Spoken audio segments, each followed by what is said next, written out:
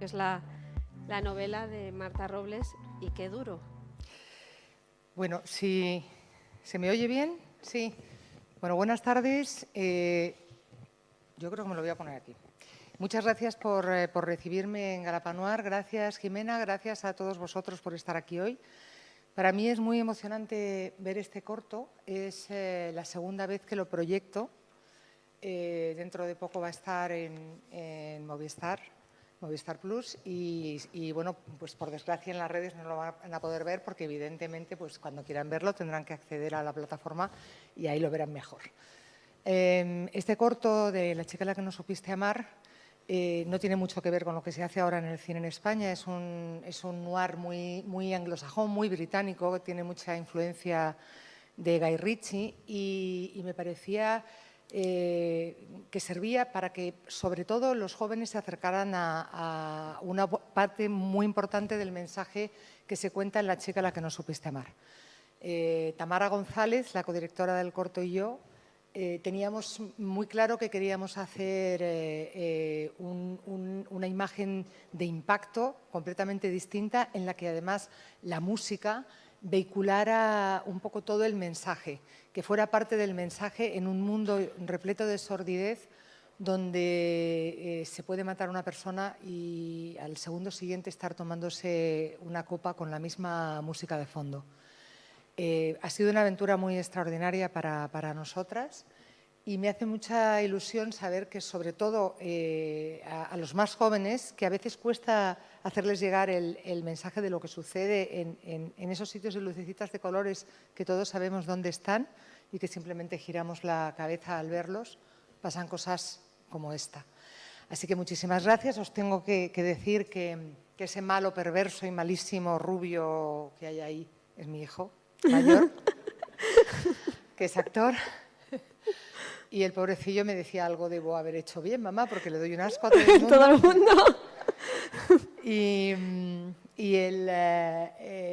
mi hijo mediano, Mitch, es uno de los componentes de Essex, que son los que han compuesto la banda sonora original de la que me siento también igual de orgullosa. Y luego por ahí sale una rubia que soy yo, porque es que rodamos el corto medio de Filomena y bueno, nos tuvimos que quedar 3 días encerrados para poder sacarlo adelante y hacer esa magia que es, en definitiva, el cine. Marta, ¿cómo germina La chica a la que no supiste amar? ¿Cómo surge la idea de que te apetezca escribir algo tan duro? Bueno, La chica a la que no supiste amar es la tercera aventura de un personaje ya conocido y querido por muchos de mis lectores, que es el detective Tony Roures, que es un ex corresponsal de guerra metido en principio asuntos de infidelidad, pero que acaba siempre en otros muchísimo más turbios.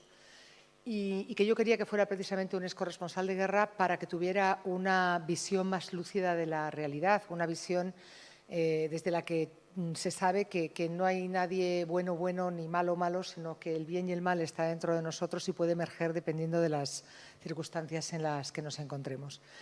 El tema de la trata para mí ha sido muy importante desde hace muchísimos años por distintas circunstancias, porque me he acercado a él como periodista y porque tengo varias amigas y compañeras trabajando en organizaciones de reinserción de la trata, como activistas.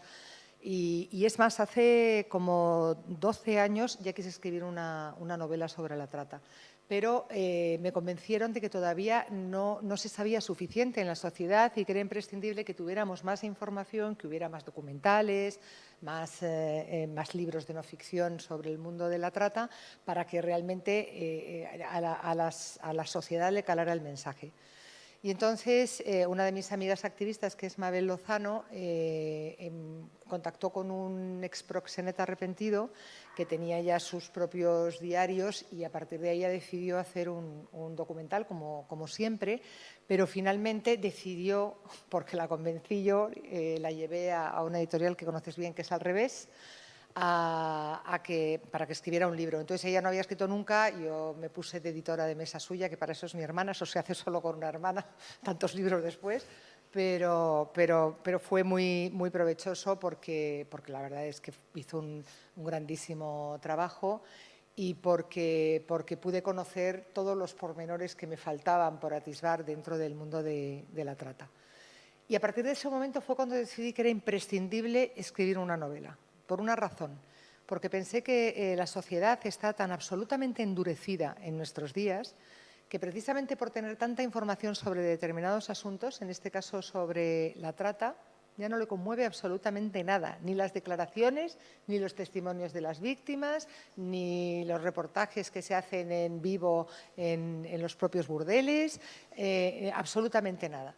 Entonces pensé que lo importante era meterse dentro de la piel de una víctima de trata. Y cuando estaba en esta historia pensé que además quería no fijarme en la trata en general, sino bajar al último escalón, que está representado por las mujeres nigerianas. Nigeria, como sabéis, es un país extraordinariamente rico, donde las diferencias entre los ricos y los pobres son absolutamente salvajes. Mientras a los pobres pues simplemente ir a por agua les cuesta 3 horas de viaje diario, pues los ricos se encargan pizzas al día desde Londres, ¿no? Es una diferencia abismal y todo esto asociado además a las costumbres que tienen que ver, por ejemplo, con el vudú, hace que la precariedad y la pobreza de esta zona sea un caldo de cultivo excelente para los tratantes de personas, que son unos desalmados y que saben que donde hay precariedad, pues siempre hay una familia que está dispuesta a vender a su hija en un momento determinado, otra persona a engañarla, que al final acaba pues eso, adquiriendo esa deuda terrible que hace que si no obedecen a sus captores, pues pongan en peligro a toda su familia y que además están más sometidas, si cabe, por ese ritual de vudú que hacen. Las víctimas de trata además hacen unos viajes desde Nigeria hasta España que duran entre 3 meses y 3 años. Y en esos 3 meses y 3 años pasa absolutamente de todo, de todo.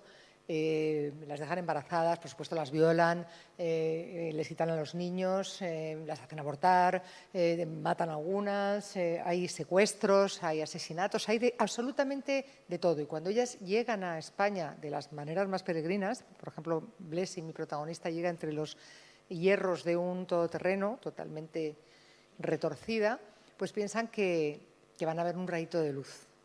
Y aquí es donde se encuentran que tienen que bajar un peldaño más hacia el infierno y que van a ser absolutamente esclavizadas. Pero yo no quería fijarme solamente en la trata, quería ir un paso más allá, porque lo que quería era que todos sintiéramos a través de mi víctima de trata que ellas son mujeres como nosotras. Mujeres que sienten, que piensan, que sueñan, que tienen ilusiones, las mismas que nosotras.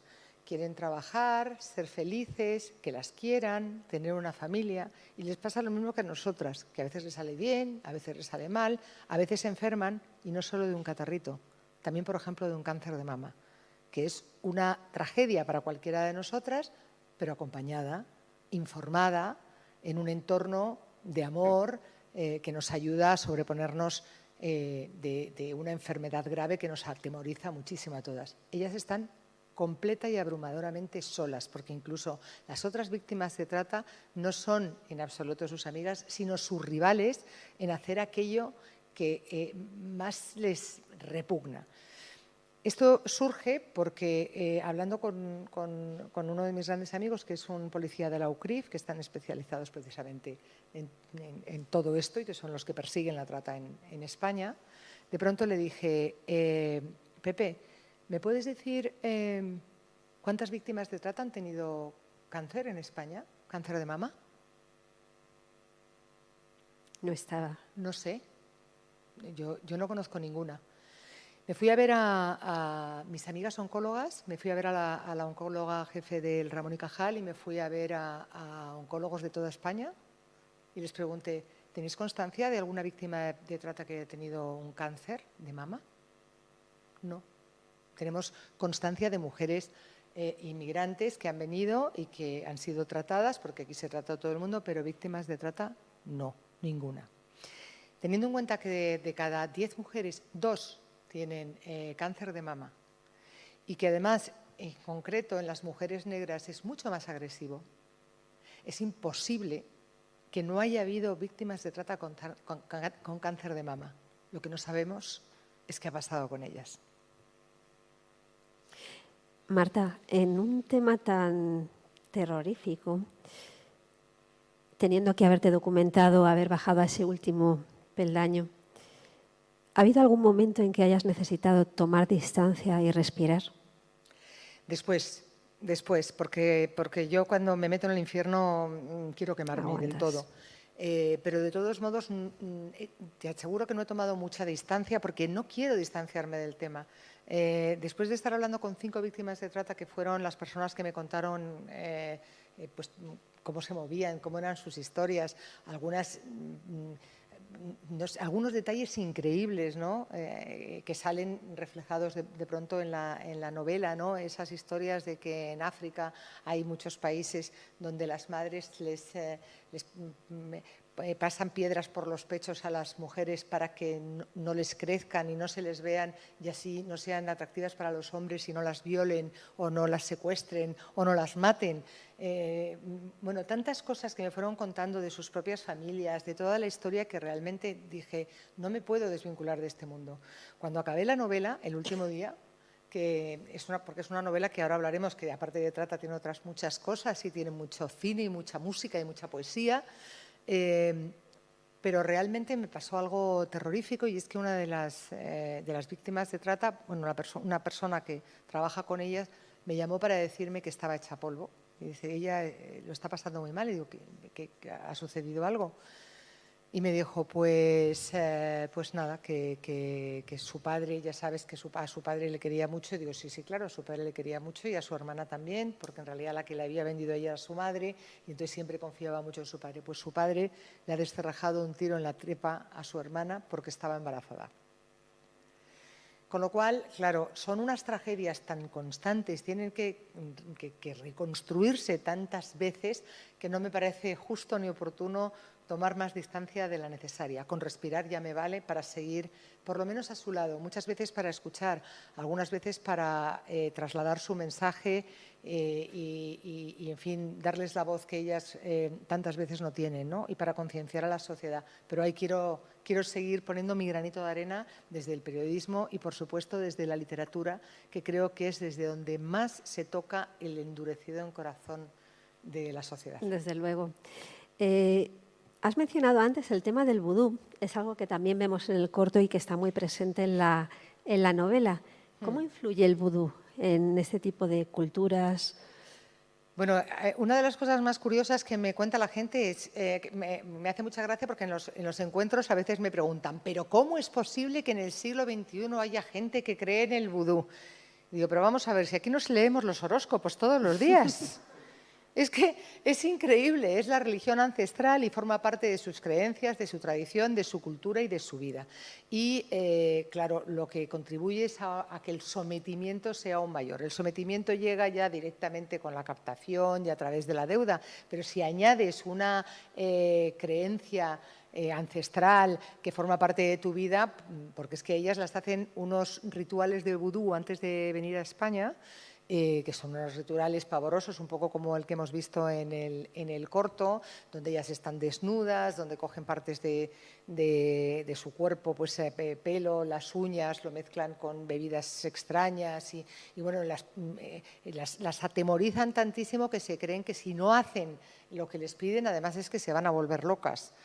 yo me volvería loca solamente de pensar en tener que Desde hacer luego. todo aquello, pero es terrible y contribuye a que su pánico sea cerval. Y lo más curioso es que luego en España las propias mujeres nigerianas les vuelven a practicar rituales. A veces incluso personas que tienen que ver con otras religiones. Es increíble porque aquí todo el mundo quiere pillar una porción de ese pastel tan suculento que es la trata, que da unos beneficios jugosísimos, ¿no? Y todo el que puede intenta sacar. De hecho, esta novela va fundamentalmente de eso, de la complicidad de una sociedad que se piensa que los malos son, como mucho, los proxenetas y los puteros. Y, por cierto, les llamo puteros, aunque haya gente que diga que no hay que llamar de otra manera, porque, por ejemplo, los clientes compran flores, pero los puteros compran carne humana y yo quiero llamarles puteros. Sí, sí. Y bueno, nosotros todos nos quedamos muy tranquilitos diciendo, sí, los malos son estos. Bueno, pues para empezar, si hablamos de puteros, tenemos que decir que si atendemos a las cifras, pues más de un 48% de los españoles frecuenta los clubes de alterne o por lo menos ha ido alguna vez. Así que en nuestro entorno, lo sepamos o no, también hay algún putero. Eso empezando por ahí. Pero tenemos que seguir partiendo de la base que para que los proxenetas monten sus negocios es imprescindible que haya un montón de gente a su alrededor que les dé cobertura.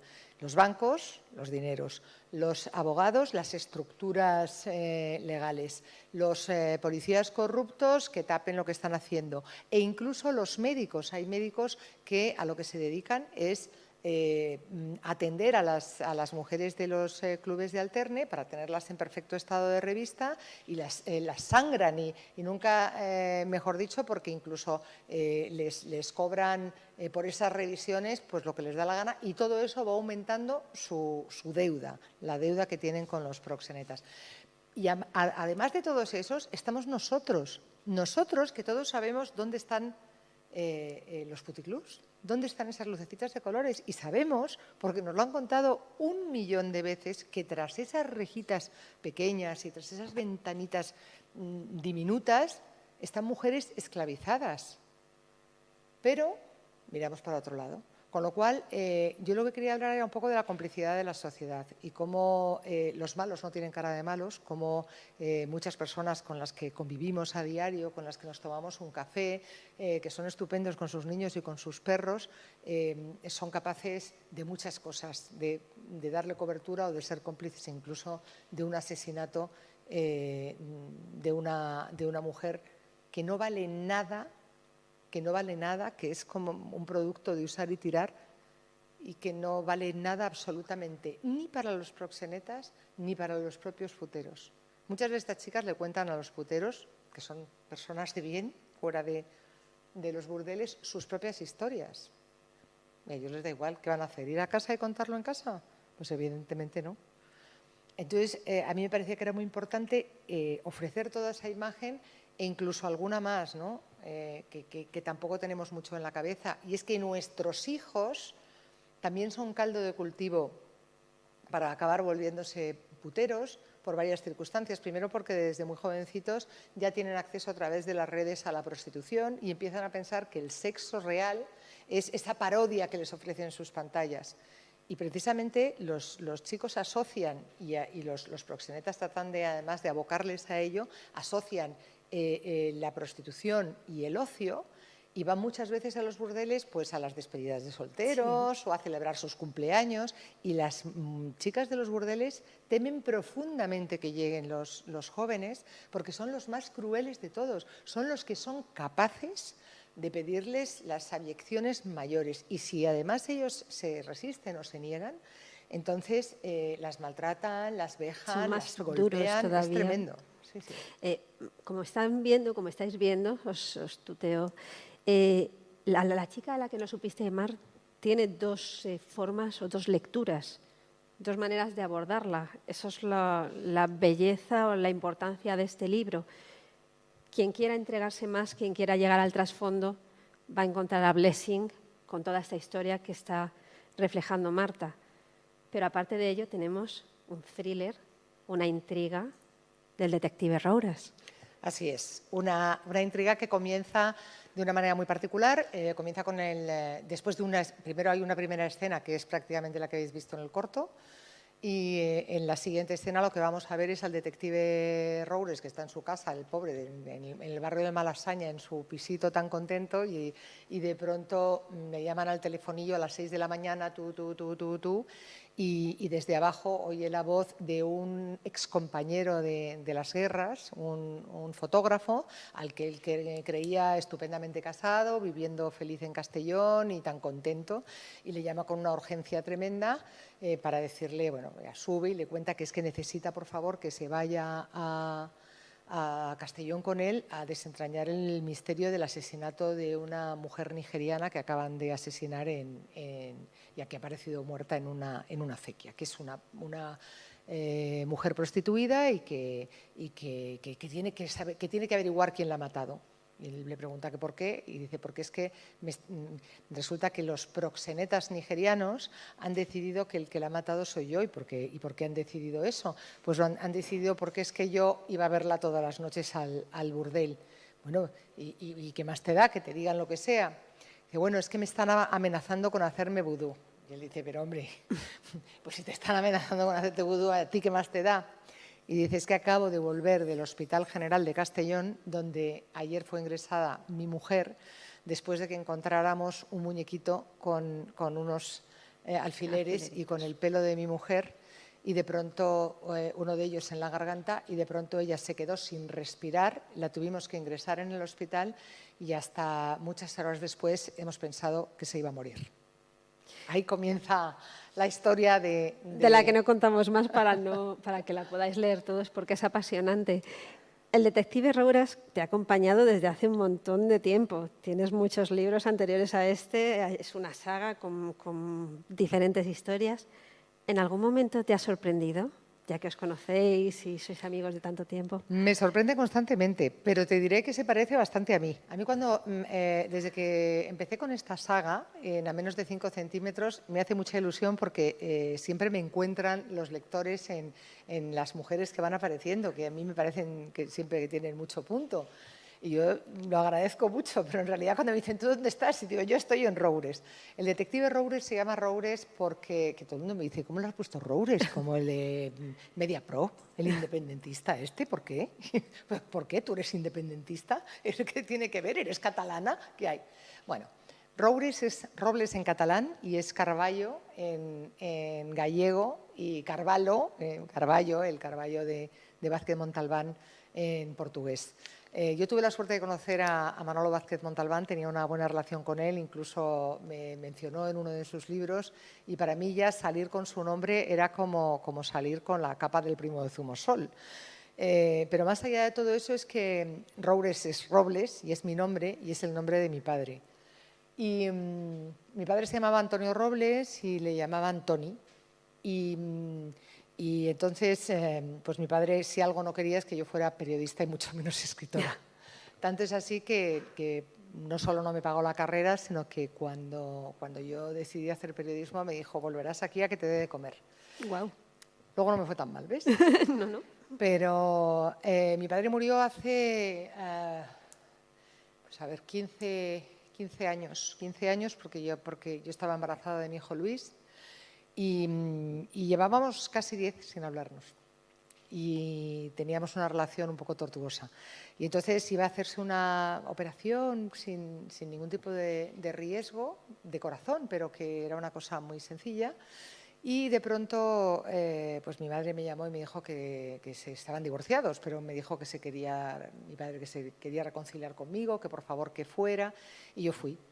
Entonces fui, estuvimos hablando y bueno, pues ahí estuvimos esperando, salí, llovía, volví al día siguiente y mi padre murió. Wow. Y entonces todos los amigos de mi padre empezaron a decirme, no sabes lo orgulloso que estaba tu padre de ti. Y yo le dije, ¿me lo podría haber dicho alguna vez? Y entonces no sé si por homenaje o por colleja decidí que mi personaje se iba a llamar como mi padre, Tony Roures. Es un nombre que precisamente no tiene nada que ver con mi padre, es un nombre bastante particular, que que tiene la virtud de escuchar. Es un hombre que, pese a haber estado y haber vivido muchos tiempos machistas, no lo es. Es un hombre que entiende muy bien a las mujeres y las seduce mucho precisamente porque nos escucha. Y es un hombre que ha vivido los peores momentos que uno puede imaginar cuando ha visto que los seres humanos se convierten en alimañas en las guerras de una manera instantánea, ¿no? Él tiene sus propios arrepentimientos, es un hombre muy imperfecto. Para mí no hay mayor héroe que el que reconoce sus errores, y él tiene una mochila llena de errores que le hacen pues pasarlo mal a veces recordándolos. Y bueno, pues yo le he puesto un bálsamo para las heridas, que es fundamentalmente la música. Él sabe todo de música y por eso todas las novelas de Roures están llenas de música y también de literatura, porque es un tipo que en su casita no tiene nada salvo libros, vinilos y alguna botella de Rioja de vez en cuando, pero vamos, poco más. Así es, de hecho, en la propia novela de La chica a la que no supiste amar hay un apartado al final donde se ponen las canciones o la música que se va recomendando o que va escuchando. A mí me gustaría, porque yo estoy preguntando muchas cosas, me gustaría que vosotros aprovecharais la presencia de Marta y que pudierais preguntarle también, porque seguro que tenéis un montón de inquietudes y no me quiero aprovechar yo sola de la situación. Que si no preguntáis, yo sigo. Sí, sí.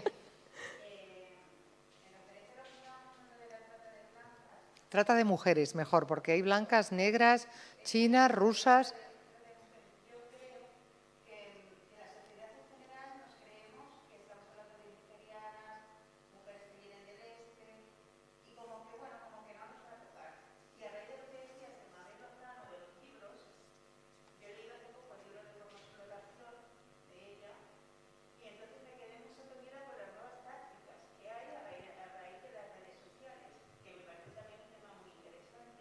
Bueno, es un tema completamente distinto que yo creo que no tiene que ver con esta novela, sino me parece que es...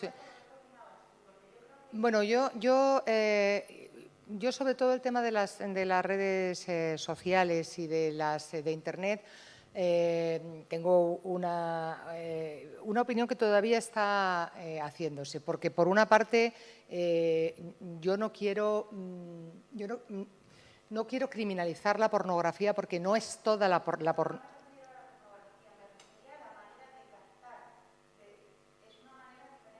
Sí, vamos a verla. Sí, pero perdona, lo que pasa es que no me quiero meter en otro debate, no me quiero meter en el debate de la captación de víctimas de trata a través de las redes, porque eso no está dentro de mi novela y entonces está muy bien que ahondemos en eso. Pero primero, has dicho algo que a mí me preocupa sobremanera. Uno, pensamos que son chicas del este o son chicas nigerianas y entonces a nosotras no nos va a tocar y no nos preocupa. Y eso a mí es lo que más me preocupa de todo. Es decir, lo que más me preocupa es que nosotros pensemos que si nos toca a nosotros, entonces, bueno, pues a ver, entonces nos movemos de corazón, pero si les toca a otras, entonces, pues bueno, pues miramos para otro lado.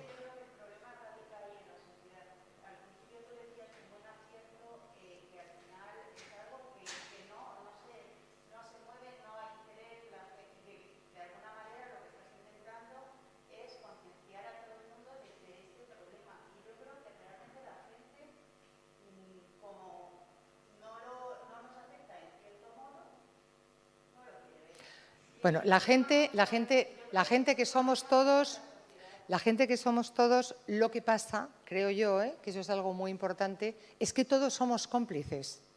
Todos somos cómplices en tanto en cuanto no plantamos cara a un problema que es parte de nuestra sociedad. Totalmente. Unos de una manera activa y otros de una manera pasiva.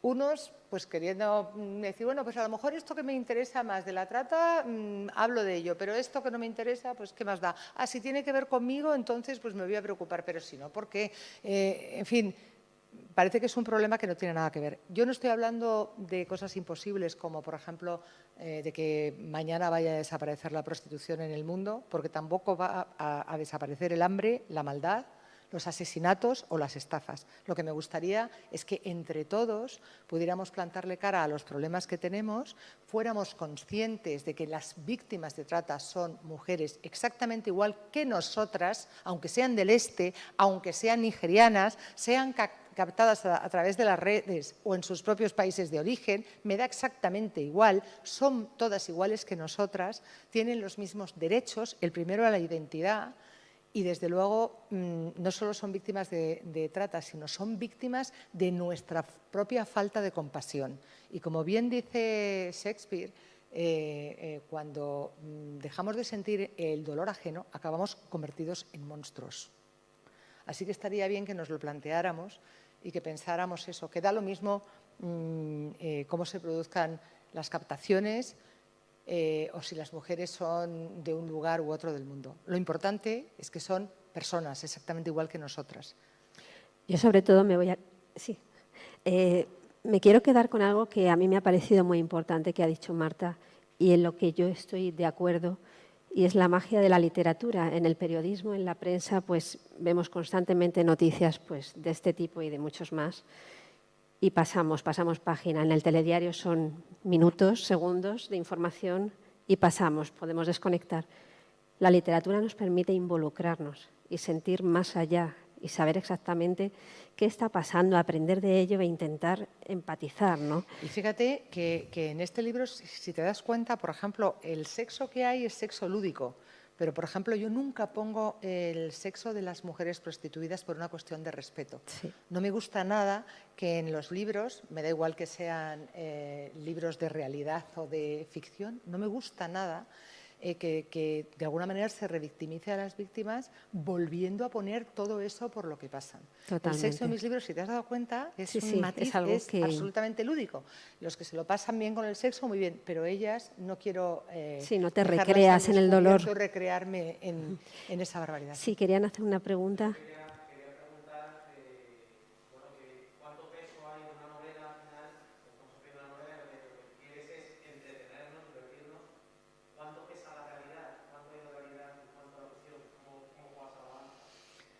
Pues las novelas tienen que ser verosímiles, no reales. Y para que sean verosímiles, desde luego yo creo que hay, y más cuando se tratan temas tan duros como este, creo que exigen la responsabilidad de los escritores. Y para ello hay que hacer una investigación previa a construir el relato literario, porque además, si no, el propio relato literario no va a resultar creíble, tiene que estar apuntalado con datos absolutamente reales y sólidos.